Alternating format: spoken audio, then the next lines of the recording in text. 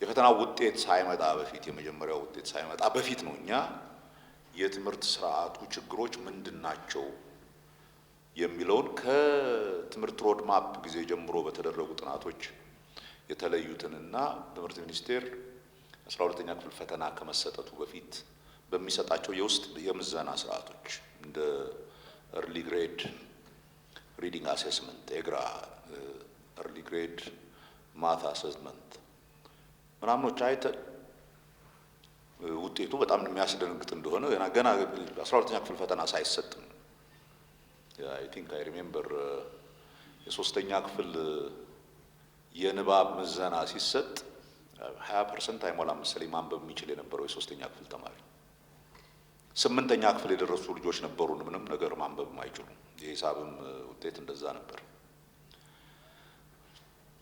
ከዛ በፊት ጀምሮ እነኚህ ነገሮች የትምህርት ኢንፍራስትራክቸር በትምህርት ላይ የፈጠረው ችግር ትምህርት ቤቶቻችን ምን ይመስላሉ የሚለው አሴስመንት ከፈተናው በፊት ነው የተደረገው።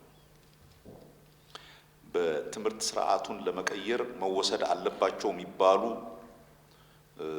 ኢንተርቬንሽኖች ምን መሆን አለባቸው ተብሎ ዛሬ ጠቅላላ የዚህ የክብር ምክር ቤቱ አባላት ያነሷቸው ጥያቄዎች ከመምህራን ጀምሮ የተማሪዎች ያሉበት ሁኔታ የኢንፍራስትራክቸሩ ውጤት ምን ሊሆን ይችላል የትምህርት መሳሪያዎች መኖር አለመኖር ዛሬ የምናወራቸውና ከፈተናውን በኋላ እየወሰድናቸው ያላቸው እርምጃዎች የትምህርት ስርዓቱ የደረሰበትን ስብራት ያሳዩን ከፈተናው በፊት ነው እናውቀው። ፈተናው ሲምፕሊ ያደረገው ለህብረተሰቡ ያለንበትን ሁኔታ መስተዋት ላይ አቁሞ ራቁታችንን አሳየን። እሱ ኢምፖርታንሱ ምንድነው? ህብረተሰቡን አነቃው። therefore that's why we are አሁን ስለዛ የምናወራበት ምክንያት እንደ የህብረተሰቡ የውይይት መሰረት የሆነው ሆን ተብሎ ስንደብቀው የነበረውን ነገር ገልጦ ማውጣቱ አንደኛ የመጀመሪያው ኢምፖርታንት ነገር ይሄ ነው። ሁለተኛ እነኚህ አሁን ዛሬ የቀረበው አይነት ጥናት ሊያሳየው የማይችለው ትልቁ ነገር በትምህርት ስርዓቱ ላይ የደረሰው ችግር ኦል ዳት ከጥራት ጋር የተያያዘው ችግር መሰረቱ ዋና መሰረቱ በትምህርት ስርዓታችንም በአጠቃላይ በህብረተሰባችን ዘንድ የደረሰው የሞራል ኮላፕስ ቤዚክ የሆነ ራይት እና ሮንግ የጠፋበት አክሮስ ዘ ቦርድ it's not just በትምህርት ሴክተር አክሮስ ዘ ቦርድ ትክክል የሆነና ትክክል ያልሆነ ነገር እንኳን መለየት ያቃተው ህብረተሰብ ነው። መስረቅ ነውር ነው ሁሉም ሃይማኖቶቻችን ይናገራሉ። but everyone ይሰርቃል።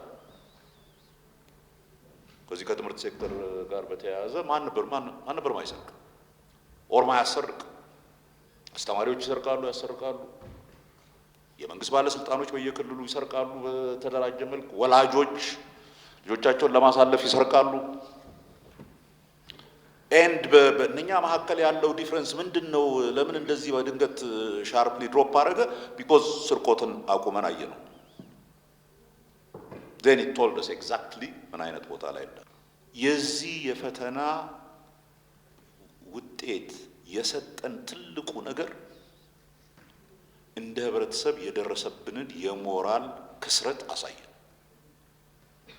because always ለማንኛውም መፍትሄ የመጀመሪያው ነገር የችግሩን ምንጭ ማወቅ።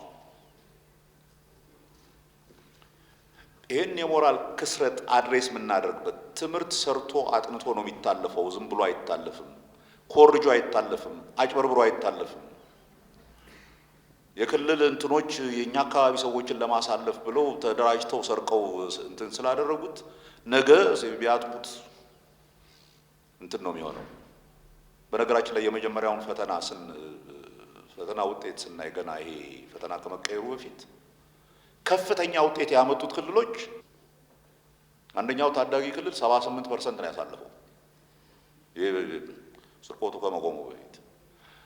ሁለተኛው እንደዚሁ ታዳጊ ክልል ወደ 60 ምናምን በመቶ ነው ያሳለፈው። አክቹሊ ከ70 በላይ እነኚህ የሚያሳዩት ልክ ልክ ፈተናው ሲመጣና እንትን ሲያደርግ ኮምፕሊትሊ ያንን ዲፍረንስ በአዲስ መልክ በአዲስ እንትን አወጣው። ፈተናው በሞራል ውድቀት የደበቅነውን ነገር አውጥቶ አሳየ። that's what it did። እሱ ደግሞ በጣም ኢምፖርታንት ነው። ቢኮዝ ከዛ በኋላ የሆነውን ነገር ብታዩ የትምህርት ስርዓቱን ኦር የትምህርት ጥራቱን ለማሻሻል መውሰድ ያሉብን እርምጃዎች ምን ምን እንደሆኑ ቀድመን እንኳን ብናውቅ በዛ ላይ ስራዎችም ጀምረን ነበር። አሁን የምንሰራው ያኔ የምንሰራቸው ልንሰራ ያሰብናቸው እንትኖች ነበሩ። ትልቁ ልዩነት ልክ እንደ እህል ዘር ነው። የእህል ዘር ጭንጫ መሬት ላይ ብትዘራው አይበቅልም። ትምህርት በወደቀ የሞራል ኮላፕስ ባለበትና በአቋራጭና በስርቆት አልፋለሁ ብሎ በሚያስብ ተማሪና በዛ በሚያስብ ማህበረሰብ ላይ የፈለከውን ያህል አስተማሪዎችን ጥሩነት ብታስተካክል ምን ብታረግ ምንም ቦታ አትደርስም። ተማሪው ማንበብ አለበት፣ ማጥናት አለበት። የህይወቴ ከሪየሬ ከዛ ጋር የተገናኘ ነው ብሎ ማሰብ አለበት። that's what this exam has done። ይሄንን ያደረገልን ይሄ ፈተናና I think አሁን ለውጥ ቢመጣም የሚመጣው ማየት የጀመርነው አሁን ባለፈው አመት የተወሰነ ለውጥ አይተናል። ዋናው ምክንያት እንደዚህ ሁሉም በመስተዋት ራሳችንን ማየት ስለቻልንና ያ ደግሞ ካልተስተካከለ እንደ በፊቱ በአቋራጭና በስርቆት የሚገኝ እንደሌለ ሲታወቅ ተማሪ ማጥናት ጀመረ። ትምህርት ቤቶች ልጆችን ቅዳሜ እያመጡ ልዩ የቲዩተር ትምህርት መስጠት ጀመሩ።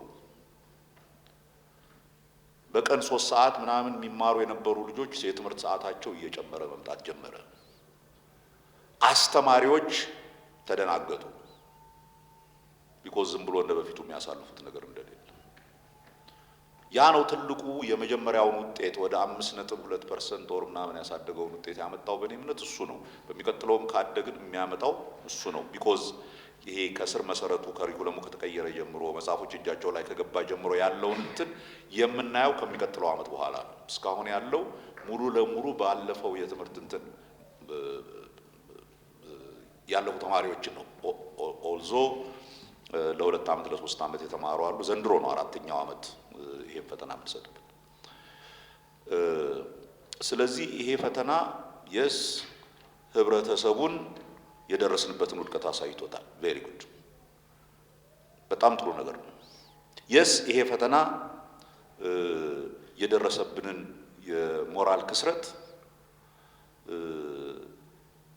ሁሉም ያውቅ የነበረው ግን ሊናገረው ማይፈልገው ሲደባብቀው የነበረውን ነገር አውጥቶ አሳይቶናል። that's also very good። so I think አሁን እነኛ ያልናቸውን ነገሮች ማስተካከል መጀመር የጀመርናቸው ናቸው። እነሱ ላይ በደንብ ኮንሰንትሬት አድርጎ ከሄድን ተማሪም የሚያልፈው በጥናት መሆኑን ማወቅ ሲጀምር ቤተሰብ በትምህርት ላይ አሁን ብዙዎቻችሁ ተናግራችኋል። ቤተሰብና አካባቢው ወላጆች በትምህርት ላይ የሚኖራቸው ሚና በጣም ኢምፖርታንት ነው። በአንድ ላይ ነው መሆን ያለበት የሚለውን የኢትዮጵያ ወላጆች ይሄንንም አይተው ትምህርት ቤቶቻችሁን አሻሽሉ ስንላቸው በትምህርት ለትውልድ ማናችንም ባላሰብነው መንገድ ለልጆቻቸው ትምህርት ምን ያህል እንደሚጨነቁና ምን ያህል ካለች ከሌለቻቸው እንትን አውጥተው እንደሚሰጡ ያየነው። ወደ 40 ቢሊዮን ብር በአይነትና በገንዘብ ነው የኢትዮጵያ ወላጆችና ኮሚኒቲ ያዋጡ ትምህርት ቤቶችን ለማደስ። ወደ 7500 ትምህርት ቤቶች ነው የተሰሩት፣ አዲስ ትምህርት ቤቶች። ወደ 30,000 ነው ዜሮ ክፍል ትምህርት ቤቶች የተሰሩት ባለፉት 2 አመታት። ወደ 22,000 ትምህርት ቤቶች ነው የተጠገኑት። ቤተሰብ እዚሁ ሲገባ ከዚህ አልፎ ገንዘብ ከማዋጣትና ከምን አልፎ ልጆቹን አጥንተሃል ወይ ሆምወርክህን ሰርተሃል ወይ ምናምን ማለት እና መጠየቅ ሲጀምር አይ ቲንክ የበለጠ እየተሻሻለ ይሄዳል ብለን እናምናለን። ጥናቱ እንደተባለው ሌሎች ጥናቶችም አሉ። እኛ በጣም ነው ኢንከሬጅ ያደረግነው። ከጥናትና ምርምር ኢንስቲትዩት የተደረገውን ጥናት በጋራ አብረን ቁጭ ብለን ገምግመናል። የኛንና የነሱን ጥናት ለማስተያየት ሞክረናል። and anybody more ጥናት ማጥናቱ ምንም የሚጎዳን ነገር የለም። ግን አንድ የተደበቀ ሚስጥር ልናወጣ የምንችል አርገና ነው በጥናቱ። ፕሮብለም ኢዝ ፊት ለፊታችን እኮ ቁጭ ብሎ ነው ያየነው የከረመው። ዝም ብለን የፖለቲካል ዊል ጠፍቶ ምን ሰራው ነገር እንትን ባለማድረጋችን ነው እንጂ ገና ለውጡ እንደመጣ በተደረጉ ሰፊ የትምህርት ሴክተር ውይይቶች እኮ የትምህርት ሴክተሩ ችግሮች እነኚህ ናቸው ተብሎ በዝርዝር አሁን እዚህ ጥናት ላይም ሌሎችም ቦታዎች ላይ የተገለጹት ነገሮች ተነስተዋል። ሌላ በመጨረሻ ማለት የምፈልገው ከመምህራን ጋር በተያያዘ ያለው በመምህራን አካባቢ ልክ ሌላው የህብረተሰብ ክፍል ውስጡን ማየት እንዳለበት መምህራንም በደንብ ውስጣቸውን ማየት አለባቸው። መሰረታዊ የሆነ የሞራል ግዴታቸውን በፍጹም ችላ ያሉ በጣም ብዙ መምህራን ነበሩ። ምንም እንኳን በዛም ከባድ ጊዜ ቢሆን ለሙያቸውን አክብረው የሰሩ ብዙ መምህራን የነበሩ ቢሆንም በእርግጠኛነት ግን መንገር የምንችለው የኢትዮጵያ ሕዝብ እንደ የኢትዮጵያ ወጣቶች ካሁን በኋላ በትምህርት ሊቀልዱ አይችሉም። እንደ ህብረተሰብ የትም ልንሄድ አንችልም በትምህርት ቀልደን።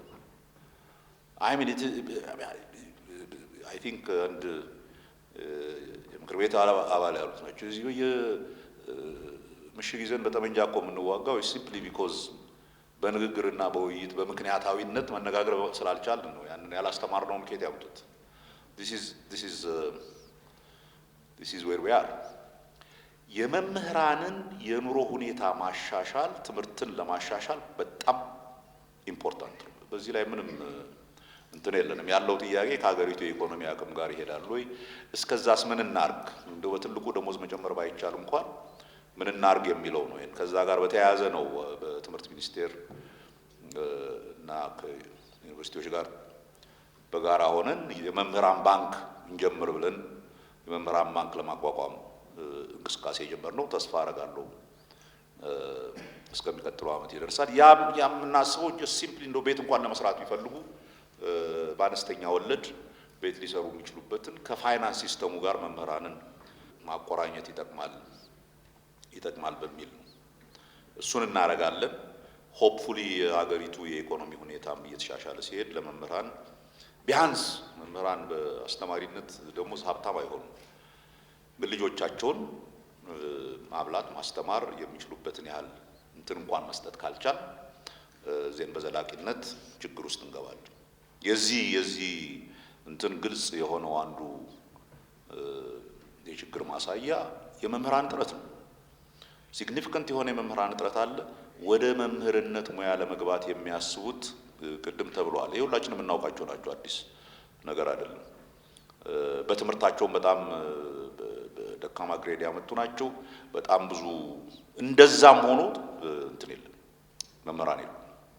አይ ቲንክ የትምህርት ባለሙያዎች በቅርብ አሰስ ባደረጉት እስከ 100,000 እና ከዛም በላይ መምህራን እጥረት አለበት ኤንድ እየጨመረ የሚሄድ ይሄንን ቢያንስ በአጭር ጊዜ እንዴት እንፈታዋለን የሚል ብዙ ውይይቶች ሲደረጉ ቆይተው ነው። አይ ቲንክ አት ዋን ፖይንት ተስፋ የምናደርገው በዚህ ዓመት ከቻልንና ለሚቀጥለው ዓመት ተግባራዊ ማድረግ ከቻል ጥሩ ነው። ካልቻልን ግን ዴፊኒትሊ በ2019 የምንጀምረው የኢትዮጵያ ዩኒቨርሲቲ ሰርቪስ የሚባል ፕሮግራም ልንጀምር ነው። ይሄ ድሮ ዩኒቨርሲቲ ተማሪዎች እንደኔ እድሜ የጠገባችሁ ካላችሁ ታውቁታላችሁ። ዩኒቨርሲቲ ተማሪዎች 3ኛ ዓመት ሲጨርሱ 4ኛ ዓመት ከመግባታቸው በፊት ለ1 ዓመት ይሄ በነፃ ያስተማራቸውን ማህበረሰብ ለማገልገልም ራሳቸውም ተግባራዊ ትምህርት እንዲያገኙ በየክልሉ ሄደው በየሙያቸው ይሰሩ ነበር። ለ1 ዓመት ቤዚኮቻቸውን ብቻ ከፍሎ ከዛ ሲመለሱ 4ኛ ዓመት ይሆናሉ።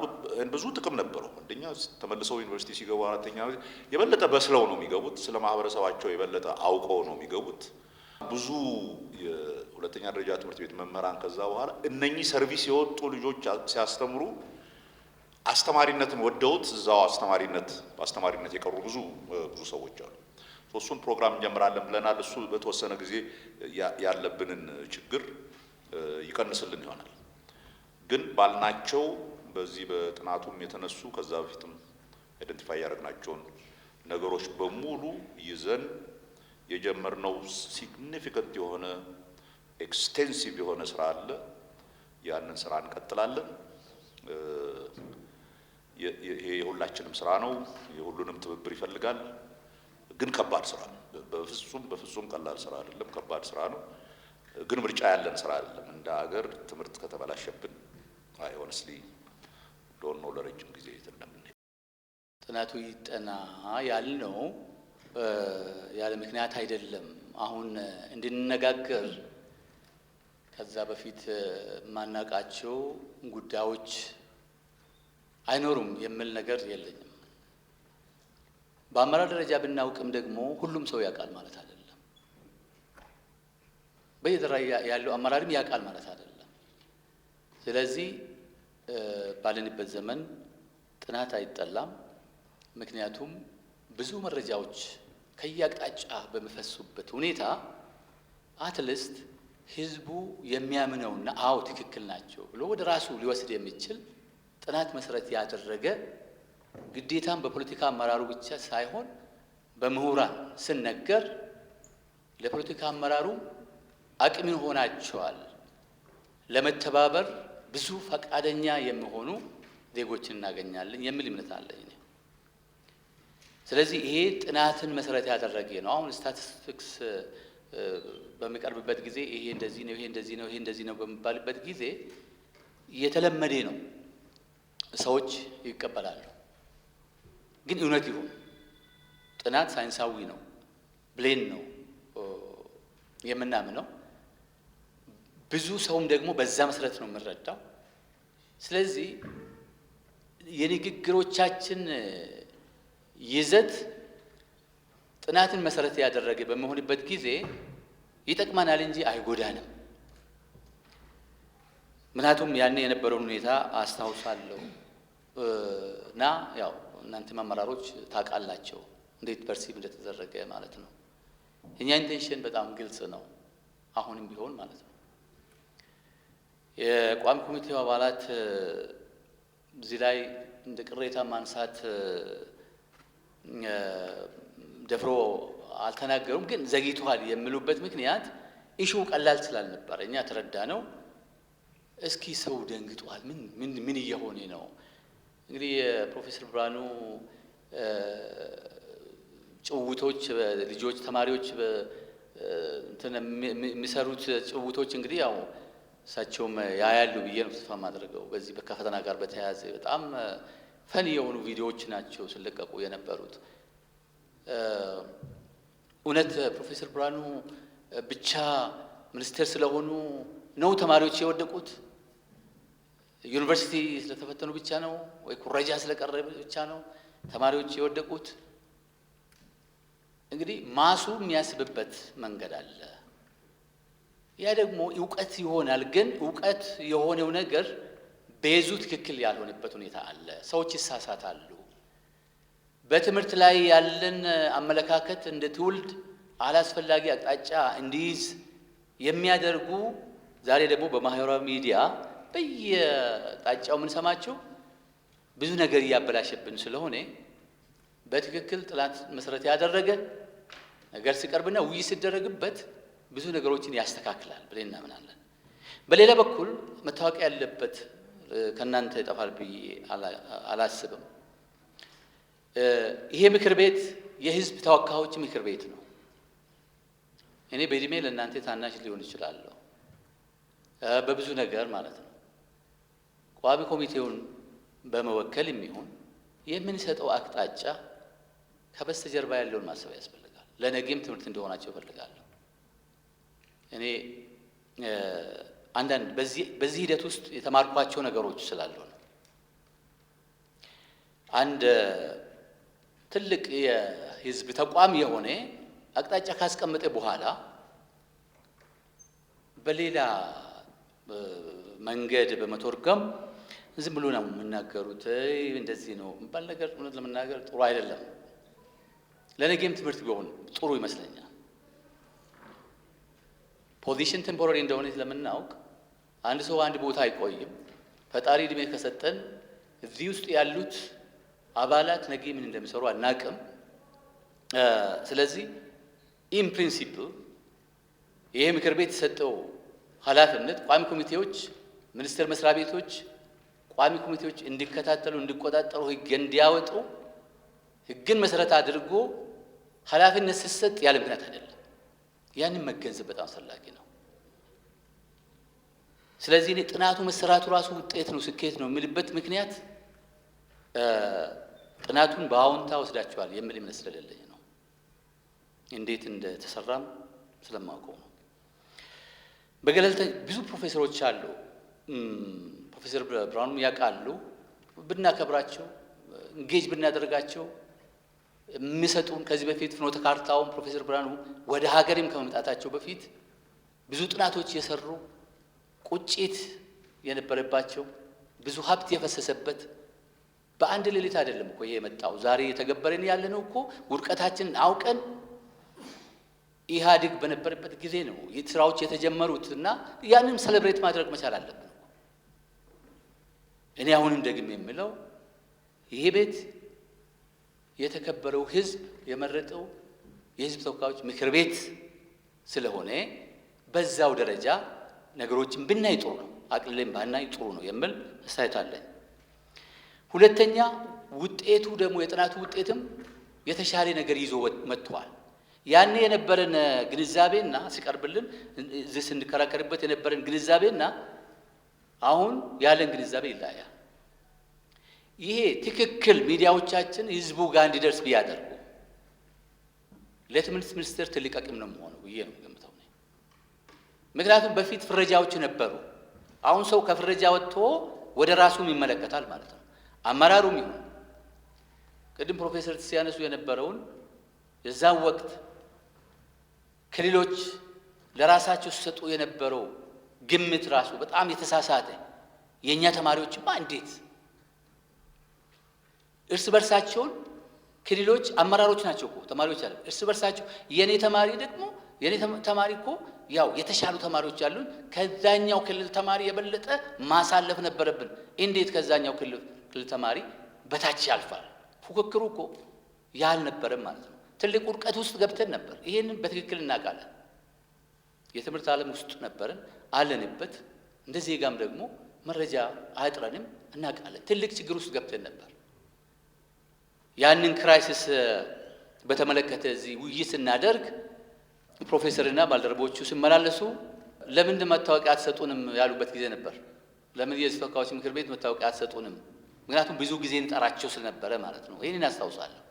የሚታጠር ነገር አይደለም። በሀገር ደረጃ ትልቅ ችግር እንደነበረ እንረዳለን። ከዛ መውጣት እንዳለብንም በትክክል እንገነዘባለን። በዚህ ምክር ቤት የ9 ወር ሪፖርት አፈጻጸም በሚያቀርቡበት ጊዜም ደግሞ አይ ፈተና ትምህርት ሚኒስቴር ሲያዘጋጅ ችግር የለበትም፣ ችግሮች የሚፈጠሩት ከትምህርት ሚኒስቴር እጅ ሲወጣ ነው፣ ወደ ክልሎች ወደ ሲሄድ ነው ሲሉ አስታውሳለሁ። የሰጠ አቅጣጫ ቋሚ ኮሚቴው የ12ኛ ሀገራዊ ፈተና ኢሴልሲ የማንም አይደለም የትምህርት ሚኒስቴር ነው። እስከ ውጤቱ ድረስ የራሱ አድርጎ ሊቆጣጠረውና እስከ ውጤቱ ድረስ ፈተና አድሚኒስትሬት ማድረግንም የራሴ ነው ብሎ መያዝ አለበት። ፈተና ማዘጋጀትና ያው ፈተናው ሲዘጋጅ ጥበቃ ይደረጋል፣ በጥብቅ ቁጥጥር ይዘጋጃል። ፈተና ሲሰራጭ በተሻለ መጠን ጥበቃ ይደረጋል። ነገር ግን በጣም በሚያሳፍር ሁኔታ ፈተና ተሰርቆ መምህራን የሰሩበት ሰርቶ የሚሰጡበት ሁኔታዎች ነበሩ። በጣም አሳፋሪ። እኛ የሰጠነው አቅጣጫ ምንድን ነው? ኖ ከእጃቸው ሲወጣ ይሰረቃልና ማለት ተቀባይነት የለውም፣ ኃላፊነት አለባቸው የሚል ነው። የቋሚ ኮሚቴ አባላትም ይሄን ያስታውሳሉ። ቀጥሎ እኛ ዩኒቨርሲቲ ፈትኑንም አላለም፣ ግን በራሳቸው ይሄንን ችግር ለመፍታት በዚህ ሁኔታ መፈተን አለብን ብሎ ሲያመጡ እኛ አልተቃወምንም። ውጤቱን መጀመሪያ 3.2 ሲሆን እኮ ምንም 3.3 ነው መሰለኝ ሲሆን ለምን ብለን አልጠየቅንም። ሁለተኛ ሲደገም ነው ይህንን ጥያቄ ያነሳ ነው። እና ኢንስቲቱሽናል ብናስብና ብንደማመጥ ብዙ ስራ አብረን መስራት እንችላለን የሚል ሀሳብ አለ። ውጤቱን በተመለከተ ሁለተኛ ላይ ማንሳት የምፈልገው ውጤቱም እንግዲህ አንደኛ ያኔ አሁን ከኩረጃ ጋር በተያያዘ ብቻ ነው ብዙ ድምዳሜ የተሰጠው። አሁን መልቲ ፋክተርስ አሉ። ባለፈው ወንድማችን ዶክተር ዮሐንስም ነበር፣ እኔም ተሳትፎ ያለው 50 እና ከዛ በላይ ለዩኒቨርሲቲ ማለፊያ የሆነውስ መቼ ነው? እሱ እኮ አንድ ጉዳይ ነው። በቅርብ እኮ እንደዛ አልነበረም። እስከ 30% ድረስ እኮ ከዛ በታችም ዝቅ ብሎ ግን አይነገርም እንጂ ይህን ያህል ተማሪዎች ወደ ዩኒቨርሲቲ ገብተዋል የሚባልበት ሁኔታ ነበረ። ምክንያቱም ከቶፕ ፖይንቱ የሚወሰንበት ሁኔታ የተለየ ነበር። አንድ ፋክተር ነው። አሁን 50 እና ከዛ በላይ በሚባልበት ጊዜ ይሄ ውጤት መምጣቱ አይ ቲንክ ፐርሰፕሽኑና ሪያሊቲው ብዙ እንደማይገናኝ ነበር ያን ግልጽ አድርጎ ያስቀመጠው። አሁን ህዝቡ በቃ የውጤት በጣም አሁን ነው የወደቀው የምልበት ፐርሰፕሽን እና በትክክል ኢንቨስቲጌት በሚደረግበት ጊዜ ትሬንዱ የሚያሳየው ብዙም እንደማይራረቅ ያሳያል። ግን ይሄ 10ኛ ላይ ተጣርቶ ይመጣሉ፣ ስለዚህ ነው ያለፉት የሚባለውም አክቹአሊ አሁን በገፍ አልፎ የሄዱት የማን ተማሪዎች ናቸው? የኛው ተማሪዎች ናቸው። ማን ነው እነሱን በደንብ አጥርቶ እንዲያልፉ ማድረግ የነበረበት? ቅድም መክፈቻ ላይ አንድ ፖይንት ነው ለመግለጽ የፈለግኩት። በየትምህርት ቤቱ ቶፕ 10 የሚባሉ ቶፕ 5 የሚባሉ ተማሪዎች እኮ ይኖራሉ። ስንት ነው ማርካቸው? አሁን አሴስ ብታደርጉ ማርካቸው እኮ ከ90 በላይ ይሆናል። አንደኛ ብሎ ይሸለማሉ። በምን አይነት ምዘና ነው አንደኛ ብሎ እስከ 10 ድረስ ከተመዘኑ በኋላ ማትሪክስ መጣ ደግሞ 50 እና ከዛ በላይ የማያመጡት? አሁን ጥናቱ ይሄንን ምክንያት መንስኤዎቹን በደንብ ነግሮናል ብዬ ነው የምገምተው። ያኛው የፖሊሲ ጥናትም ይሄኛው ብዙ የሚያመሳስላቸው ውጤቶች ይመሳሰላሉ። ነገር ግን እነዚህን ውጤቶች ሶስተኛ ላይ ማንሳት የሚፈልገው ጥናቱ ውስጥ ተጠና። አሁን ኦሮሚያና ኮተቤ ትምህርት ዩኒቨርሲቲም በጋራ ሆኖ ያጠኑትና ዩኒቨርሲቲውም በጋራ ያጠናው አለ። ጥሩ። በጥያቄ እንደተነሳም አሁን ቅድሚያ ልንሰጣቸው የሚገቡን ቁልፍ የጥናት ውጤቶች ምንድን ናቸው? ያኛውን ያጥና ይሄም ያጥና፣ ግን ለእናንተም ቀርቦ ስለነበረ ተወያይታችሁበት ነበረ፣ ሰምተናል። የፖሊሲ ጥናቱም ከዛ ምን ወሰዳቸው? የክብርት ሚኒስትር ዴኤታ ቅድም እኔ ጥያቄ ይዤ የነበረውን መልሰውልናል። ያው ከክልሎች ጋርም በመሆን በአጭር ጊዜም በረጅም ጊዜም እቅዳችን ውስጥ አስገብተናል የተባለው የቋሚ ኮሚቴው አሳይመንት ተሰጥቷቸዋል። በክትትል ቁጥጥራቸው ደግሞ ይሄንን ነው ማየት ያለብን ማለት ነው። አንዱ ጥያቄ እሱ ነበርና ይሄንን ውጤት በመያዝ እውነት ውጤቱ የሆነ ነገር አስታውሶናል። ፈተናው ሌሎችን እንዳስደነገጠ ሁሉ ምናልባት ይሄ ውጤት ብዙ የምናውቃቸው ነገሮች ነበሩ። በፊት በተጠናውም ጥናት የምናውቀው ነገር ነበረ። ምናልባት ትኩረት ያልሰጠነውን ያስታወሰን ነገር አለ ብላችሁ ተወያይታችሁበት እንደ ሚኒስቴር መስሪያ ቤት ከክልሎችም ትምህርት ቢሮዎች ጋር ተነጋግራቸው ይሄ ቅድሚያ እንሰጣለን፣ በግማሽ ዓመት፣ በ1 ዓመት፣ በ2 ዓመት የሚባል ስራ ከሰራችሁ አክሽን ፕላን ቅድም የተከበሩ ዶክተር ቤተልሔምን እንዳሉት እንደዚህ ከተደረገ እኛ የምንፈልገው ነገር የለም። ምክንያቱም ባለቤቱ እኮ እስከ ታች ድረስ ነው ያለው። እኔ በቅርብ ወለጋ ሄጄ ነበረ፣ የወከልኩትም ማለት ነው። ፕሮፌሰርም የኔ ወረዳ አቋርጦ ደምቢዶሎ ሄዶ ነበረ። ያው እናመሰግናለን። ወደ ደምቢዶሎም ስለሄዱ ወደ ነቀምትም ዩኒቨርሲቲዎቹን አይተዋል። ያውም ደግሞ አሁን እንኳን አስፋልት ነው። እኛ ስንማር የሄዱበት መንገድ አስፋልት አልነበረም። በእነት መንገድ ላይ ያደረን ነበር። አዲስ አበባ ስንመጣ ነበረው ለከፍተኛ ትምህርት መምህራንን አዋይቼ ነበር የሄድኩት። ያው መራጭ ህዝብ ነው የሚባለው። መምህራንን 2 ወረዳዎች ላይ ውይይት አድርገን ነበር ከመምህራን ጋር። በጣም የሚገርማችሁ ባለቤቱ ታች ነው ያለው ምልበት ምክንያት አለ። ዛሬ እዚህ እንደምንናገረው አይደለም። አይቲ ካሪኩለም ውስጥ አለ። አይቲ ግን እንዴት ያስተምሩ? የለም እኮ ግባት የለም። ላብራቶሪ አናቅም ላሉ ሃይ ስኩል ላይ ላብራቶሪ ምን ላብራቶሪ አለና የላብራቶሪ ግባት የለም። አሁን ንቅናቄ በሚፈጠርበት ጊዜ አትሊስት መምህራን ብቻ ችግሩን ካመኑና ወደ ራሳቸው ከወሰዱ ከዚህ ችግር መውጣት እንችላለን። አሁን ግን መምህራኖቻችን ኮምፕሌን ያደረጉ ነው። ገቢያችን ትንሽ ነው ይላሉ። መንግስት በየጊዜው ይቆርጥብናል ይላሉ። ያን እንሰራለን። ያው ብዙ ኮምፕሌንቶች አሉ። በዚህ ቁዘማ ማን ነው መጨረሻ ላይ ጉዳቱ የሚደርስበት? ተማሪዎችና ወላጆች ናቸው። ስለዚህ ንቅናቄ መፍጠር ግዴታ ነው። እንደዚህ አይነት መድረክ ሲፈጠር እንዲሁ በተለመደው ሳይሆን ባለቤቶቹ እነዚህ ናቸው፣ ችግሮቻችን መንስኤዎቻቸው እነዚህ ናቸው የሚሉትን ይዘን ስንሄድ እንደመጣለን። የበለጠ ደግሞ ብቻችን ችግር መፍታት አንችልም። ባለቤት አለው። ባለቤቱ እንሰራ ካደረገን ከዚህ ችግር መውጣት እንችላለንና እኔ ትኩረት ሰጥታቸው በጥናቱ መሰረትም ይሁን በፊትም ደግሞ እናውቃለን ጥናቶች ሲጠኑ ነበር፣ ችግሮች ተለይቷል። በዚህም ደግሞ ትኩረት የሚሰጣቸውን ትኩረት ሰጥታቸው በእቅዳቸው አፈጻጸም ውስጥ ለወደፊት በጋራ የምናየው ይሆናል። ፈተናን በተመለከተ መጨረሻ ላይ ባለፈው ዶክተር ሼቱ አሁን እዚህ የሉም፣ የምክር ቤት አባልም ናቸው። ፈተናውን በተመለከተ የተጠናውን ጥናት ሲያቀርቡልን በዋናነት ያቀረቡት ምንድን ነው? እንዳውም እኛ ጥናት አጥኑ ካልን በኋላ ያንን ነው ይዛቸውልን የመጣቸው የፈተናውን በተመለከተ ማለት ነው። ፈተናው አግባብነት አለው ወይ የሚል ነበር እና በትግል ነው እዚህ ላይ የደረስነው ለማለት ነው። እንደምታውቁት ያኔ ዶክተር ሼቱ ያቀረቡት ምን ነበር? ፈተናው ጥናቱ እንደሚያሳየው ፈተናውና መጽሐፉ ምንም አይጣረሱም። ፈተናው ከመጽሐፍ ነው የወጣው ነው ሲባል የነበረው። እኛ መቼ ከመጽሐፍ አልወጣም ማለት እኛ እኮ እንደዚህ አላለም። አሁን ጥናቱ ምንድነው ያሳየው? መጽሐፉና ተማሪዎች አይተዋወቁም። በአንድ በኩል መጽሐፍ ያልተዳረሰበት አካባቢ አለ። የለም ማለት አንችልም። ትምህርት ሚኒስቴር ምናልባት የክልል ከተማ አድርሶ ሊሆን ይችላል፣ ግን ሁሉም ቦታ ደርሷል። የኛ ምክር ቤት አባላት አንዳንድ ክልሎች በሚሄዱበት ጊዜ አይቶ በስቶር ውስጥ መጽሐፍቶች ተጠራቅሞ ወደ ትምህርት ቤት ሲወረድ ግን መጽሐፍ ያልደረሰበት ክልሎች አሉ።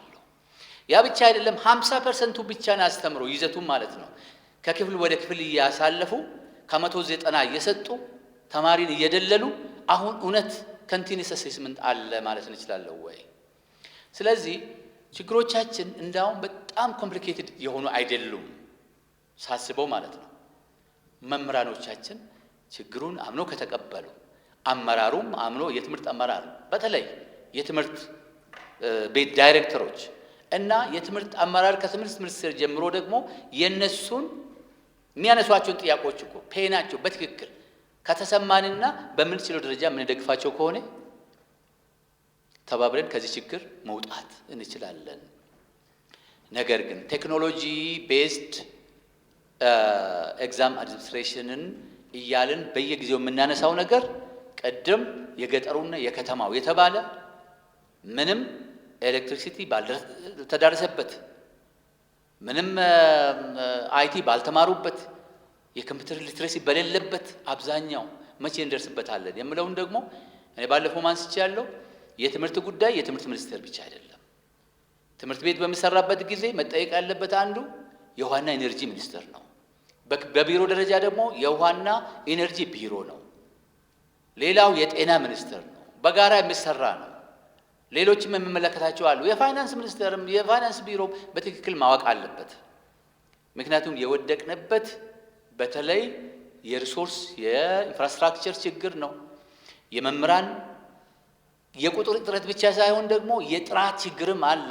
እሱም የራሱ ምክንያት አለውና በጋራ ከሰራን ከዚህ ችግር እንወጣለን። ለወደፊት በጋራ ሆነን የተሻለ ውጤት ይኖራል ብለን ተስፋ እናደርጋለን።